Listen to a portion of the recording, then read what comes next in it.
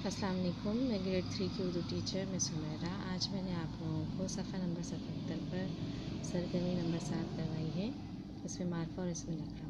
इसमें मारफा ख़ास नामों कहते हैं, जैसे कमाल, लाहौर, कुरान मजीद, या पाकिस्तान, या कराची, या हैदराबाद, किसी भी ख़ास चीज़ के नाम को इसमें मारफा कहते हैं। इसमें नकरा किसी भी आम चीज़ के नाम को, जगह, जानवर या इंसान के नाम को इसमें नकरा कहते हैं।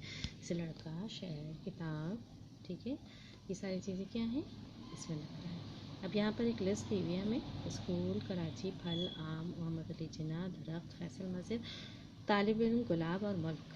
ठीक है, इनमें से हमें चुनना है। जो इसमें मारफा है वो इसमें मारफा में लिखना है, और जिसमें नकरा है वो इसमें नकरा में लिखना है। मैंने यहाँ पर आप लोगों की आसानी के लिए बोर्ड पर लिख दिया है। आप लोग यहाँ से देख सकते हैं कि इसमें मारफा क्या है: कराची, आम, मोहम्मद अली जिन्ना, फैसल मस्जिद और गुलाब। ख़ास चीज़ों के नाम है, इसलिए ये इसमें मारफा है। इसमें नकरा स्कूल, फल, दरख्त, तालिब इल्म और मुल्क। ये आम चीज़ों के नाम है, इसलिए इसमें नकरा कहलाते हैं। इससे मारफा और इसमें नकरा करवाने के बाद मैंने आप लोगों को आज एक सबक पढ़ाया है, जिसका नाम है टिड्डी मियाँ की पिटाई। कुछ मज़ेदार सी कहानी है, आप लोग इसकी रीडिंग करेंगे, आप लोगों को समझ में आएगी। साथ साथ मैं आप लोगों को समझा देती हूँ। बुलंद खानी आप लोगों को करनी है, ठीक है, ये आप लोगों का होमवर्क है। करना आपको ये है, सुन लें आप लोग अच्छी तरह से कि ये कहानी है दरअसल किसकी, टिड्डा। यकीनन आपने देखा होगा, इसको टिड्डा कहते हैं, इसको टिड्डा कहते हैं, ठीक है। अच्छा, गर्मियों के मौसम में तमाम हशरातुल कीड़े मकोड़ों कहते हैं, ठीक है, तमाम हशरातुल जो है वो बाहर निकल आते हैं। लेकिन जब सर्दियाँ आती हैं तो तमाम कीड़े मकोड़े जो हैं वो अपने बिलों में जाकर छुप जाते हैं, तो पक जाते हैं, क्योंकि सर्दी बहुत होती है और उनसे बर्दाश्त नहीं होती। तो वो इससे पहले, सर्दी आने से पहले वो तमाम इंतज़ाम करते हैं, खाने पीने की चीज़ें जो एक जगह जमा कर लेंगे। अच्छा, हुआ ये कि सर्दियाँ करीब थी, छुट्टियाँ दौड़ दौड़ कर अनाज के दाने, रोटी के टुकड़े और दूसरी तमाम चीज़ें जो हैं वो जमा कर रही थी। दूसरी तरफ शहद की मक्खियाँ भी शाम तक फूलों का रस इकट्ठा करती नज़र आती, और इस तमाम कीड़े सर्दी से बचने के बंदोबस्त में लगे हुए थे। बस एक टिड्डे मियाँ थे जो अपना वक्त गंवा रहे थे, ठीक है, बातें करने में अपना वक्त ज़ाया कर देते थे। अब दरख्तों के पत्तों का मौसम जो था वो झड़ना, दरख्तों के पत्ते झड़ने का मौसम शुरू हुआ और मौसम ने अपना रंग बदल लिया।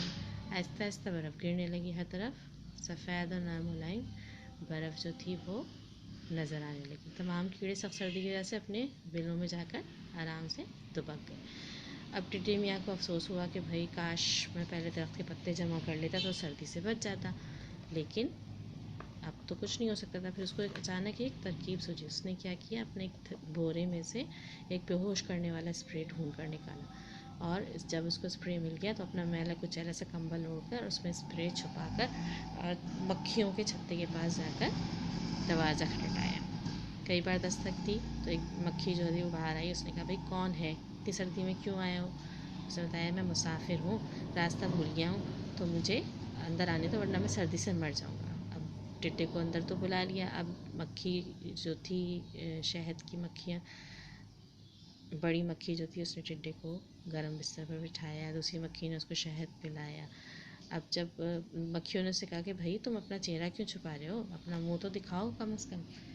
ये सुनते ही उसने क्या किया, अपने कंबल में से स्प्रे निकाल के उनके ऊपर स्प्रे करके उनको बेहोश कर दिया। बेहोश करने के बाद क्या हुआ, सब बेहोश, उसने जितने भी मर्तबान में उन्होंने शहद जमा किया हुआ था वो सब शहद जो है वो समेट कर ले गया। अब जब होश में आई सारी मक्खियाँ तो देखा कि भाई यहाँ तो सारा शहद गायब है। अब रानी मक्खी ने ऐलान किया, ये जुर्म तो बहुत बड़ा है, ठीक है, और उसको पकड़ के लाने के लिए कहा। फिर सब जब पकड़ के लाए तो उसने कहा कि भाई तुम नए आए हो, इसलिए हम तुम्हें थोड़ी सी तुम्हारे साथ नरमी करेंगे, ठीक है।